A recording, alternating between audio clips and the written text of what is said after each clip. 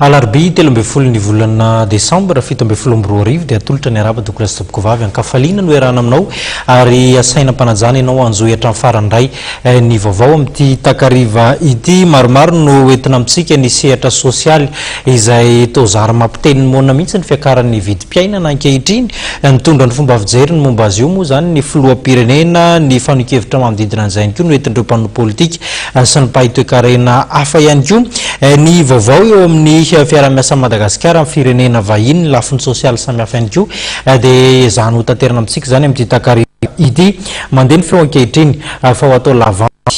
ilay entana ao anatin'ilay conteneur izay fanomezana avy amin'ny mpanjakan'ny Dubai entana natao anampiana trabona vokatry ny fandalova rivo-doza ena ho farany teo ireo entana ireo ary toeriny ONG fanany mahaolona ny famarotana sy ny fikasana no lavanty ireto entana anatin'ity conteneur ity reto. Mampitandrina ny fitondrana mba tsy hanao tolobidy na marotra ny entana ao anatin'ny conteneur iray avy amin'ny mpanjakan'ny Dubai ny ONG fanany mahaolona tarihany ny rado Rafalimanana raha ny fanazavana no entin'ny tsy fikambanan'ity niaraka tamin'ny maître Willy Zafinjatovo Androanjy dia efa tamin'ny 4 Mey no tonga ary natolotra ny BNGRC conteneur io izay fanomezana nomeny ny mpanjakan'ny Dubai ary entin'ny indrindra nampiana ny traboina vokatra ny fandalovan'ny rivo-doza enao sakafo efa vitana andro mitety-bidy eo amin'ny 4 alina sy 3 HDHS no ao anatin'ity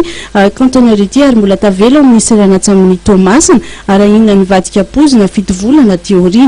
raha ohatra ka sanatria zany hoe izy tsy tiany zareo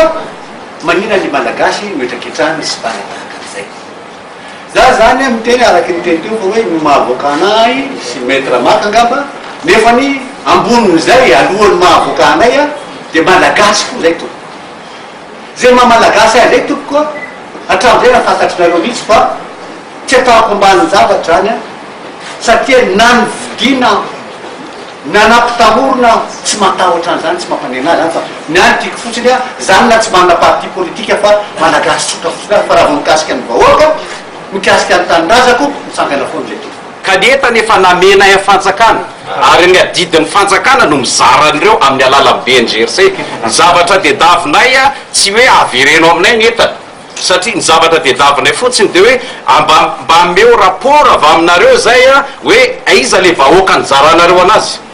dia amin'ny alalan'izay tsy ny tediavinay zay tsy mila lentana satria efa natolotra ny fanjakana zavatra samy personne morale reo na izahay fanamaolona misolo tenan'ny mpanjakan'ny fondation mpanjakany fanjakana dia personne morale dia efa namena ary ny faharoa raha ohatra ka hiteny izy hoe zavatra tsy ny fanjakana ngeny naplazanay ho atao lavanto io zavatra io fa ny mahay resaka ny compagnie tany Dubai no naplaza tsy ny fanamaolana naplazana fa ny fondation mpanjaka en tant que ny fianakavian'ny mpanjaka ama izy nandefa aletany no miteny hoe alaivy nentanareo raha tsy zany ho ataon'ny fanjakana malagasy lavanty dia fantariana petraka hoe efa namena n'le fanjakana le izy dia inona mbola naovana an'izy lavanty